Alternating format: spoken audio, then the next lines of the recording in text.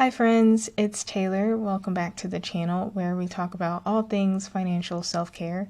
If that's something you're interested in, be sure to join our community by subscribing and hitting the bell. Today we are going through my 2023 financial review, including all of my goals and setbacks and how I plan to use all of my experiences to do better in 2024. So without further ado, let's get started.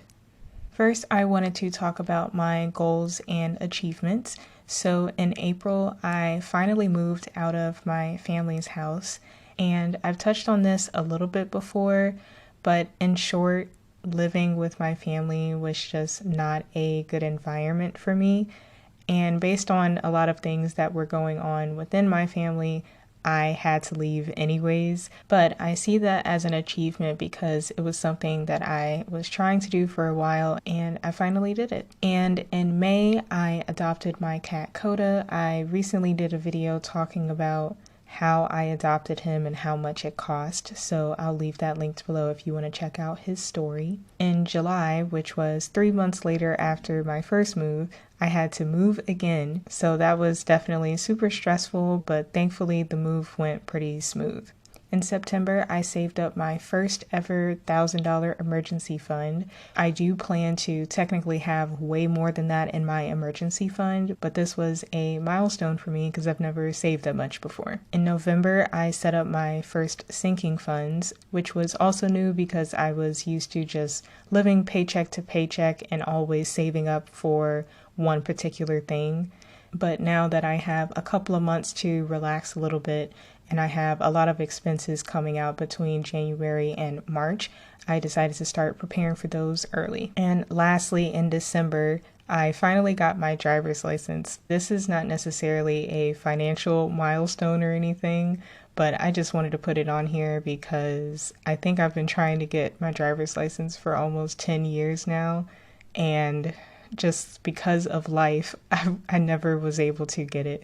So that is a huge milestone for me, and I achieved all of these things without going into further debt, technically, which we will talk about later in the video. Next, we have my debts, and I put a total of $4,365.45 towards my debts. And if you look at the chart on the top, you can see the distribution of the debts, loans, and extra payments throughout all of the months of the year.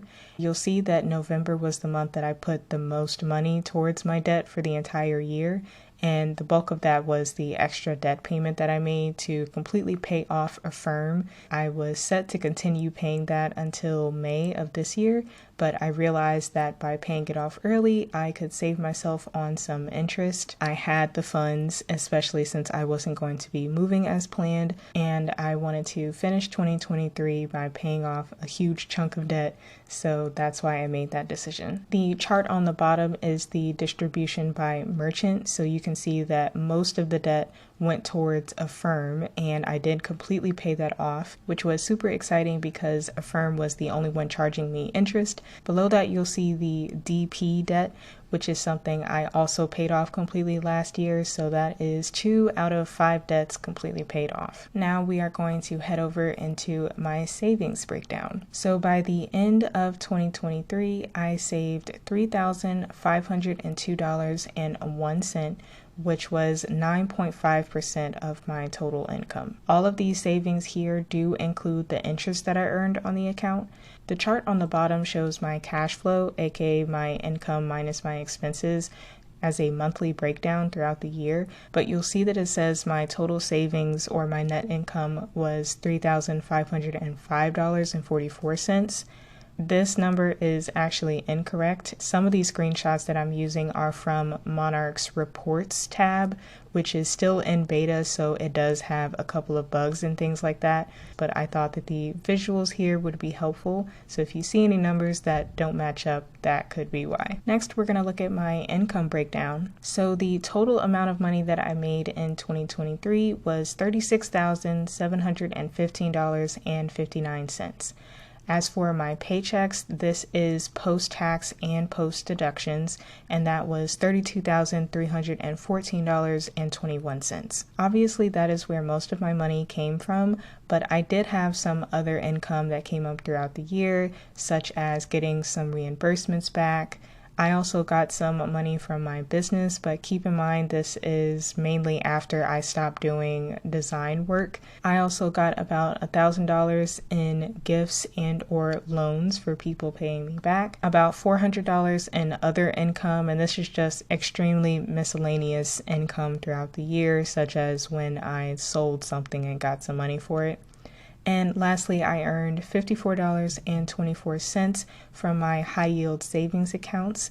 I didn't really have the benefit of having all my savings sitting in my account to really earn as much interest as I could have, but I am still grateful for the extra $50 that I really did not have to do extra work for. Now we are going to talk about my net worth, and both of these columns for 2022 and 2023 are as of December 31st of each year. So as far as the difference in the calculations, in 2023, I was able to have more cash assets because I got a full-time job and was able to save way more than I could when I was just living off my freelance income. As for my investments, I partially invested in my 401k before I paused it to just take care of some other priorities in the year, but at least I have that much in there now because it'll still continue to grow even if I pause investments in the future. As for my loans, I really only had a difference of $312 because although I paid some loans off, I also got new loans,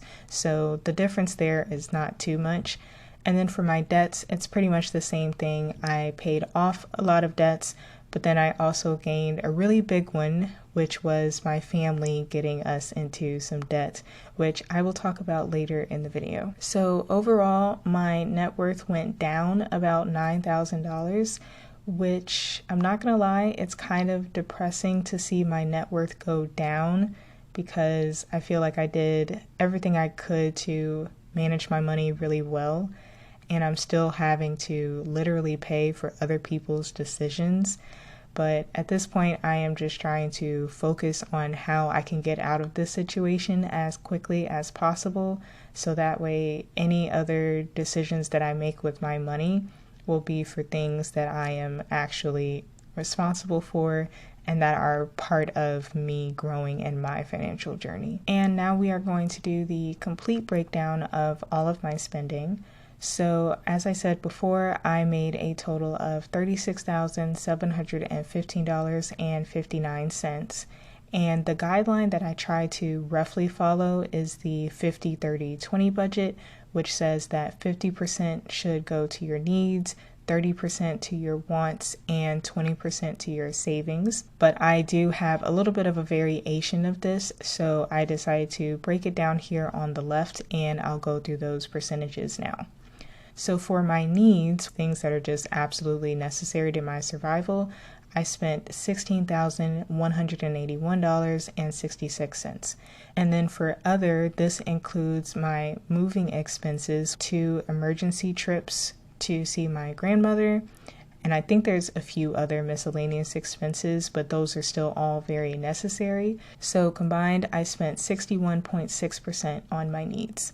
For my wants, I spent $6,189.51, and that comes down to just under 17%. For wealth, this includes both debt payments and also investments into my Acorns.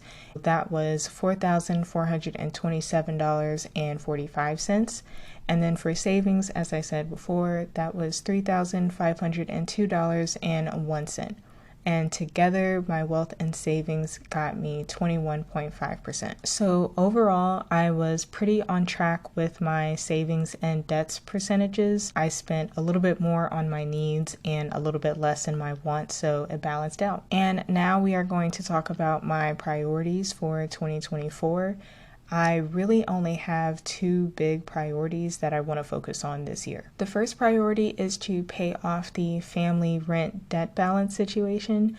I briefly talked about this in my annual budget video, but I figured I would just go over it again since it's going to play a huge part in my budget for 2024. So for context, I was living with family members, and after I moved out, they got severely overdue on the rent. And because I was on the lease, I am liable for the balance. And I have done as many calls and emails and things like that as I possibly could, but it doesn't look like I have any way around this. So I am just going to move forward with the understanding that I am liable for the balance, and if anything changes, obviously I will update you all, but this is where we are now. So as of January 1st, 2024, the total amount due is $15,696.49. And the amount that I have saved specifically in the moving fund as of January 1st is $2,064.74. My strategy is to first pay $465 each month towards this debt. So at the end of the year, I will have paid $5,580, leaving a balance of $10,116.49. In addition to actually paying $465 a month towards the debt, I want to save $415 per month in my moving fund. And the moving fund is currently dedicated to this debt, so that's why I'm putting it there. I already have just over $2,000 in the moving fund now, so after I continue saving, I should have $7,044.74 by the end of the year. If by December my family members have not paid their shares, I will propose the $7,000 that I have saved up as a lump sum payment to completely settle the debt. The reason why I am willing to settle the debt with my own money instead of waiting another couple of years until it's paid off is because I don't want to put my life on hold while I'm waiting for other people to do their part. I've already gotten rejected by an apartment because of this balance, and I don't want to stay in my current place any longer than I have to. Although I am grateful for where I am, it hasn't been the best experience. And so I don't want to just keep sitting here waiting for my family because they're not doing what they're supposed to do, and then I'm just where I don't want to be. Of course, I would have other savings as well, so it's not like I'm putting every dollar in savings towards this debt. But I think it'll work out, and it has a lot of benefits. Number one, I am minimizing the cash flow towards my debt in case of an emergency, specifically a potential move that I might have in May, which I'll talk about in the next slide. And by saving about half of the debt payment in my moving fund, I can maximize the interest in my high yield savings account. And lastly, this gives my family members a chance to pay off the debt. So if they have paid their shares and there's only, like $1,000 or $2,000 left at the end of the year, I'll have the money in my savings to just pay that off so I can go into 2025 with a fresh start. My next priority is to save for a potential move that I may have. So for context, I am currently subletting an apartment on a month-to-month lease, and my roommate's lease ends in May, so I have to prepare to move out in case she doesn't renew. That would be worst case scenario, but I do have to at least financially plan for that.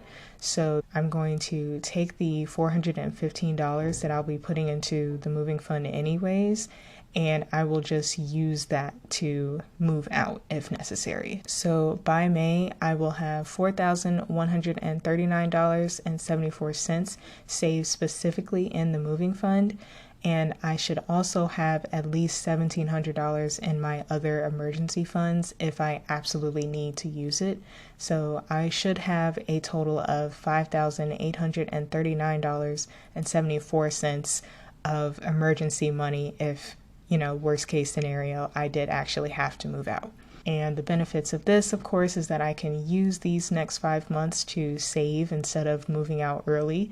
Although I really want to move, I would rather just save as much as I can. And again, because the moving fund is in a high yield savings account, I can maximize my interest. As for my other goals, Although I like to be transparent with my finances, I am a pretty private person in general, and I don't want to share every single thing that I'm working on all the time. So instead of sharing all of my goals up front, I'll just share them at the end of each quarter so you all can see what I've been up to and still kind of be a part of the conversation without being spoiled on things that I may want to keep as a surprise.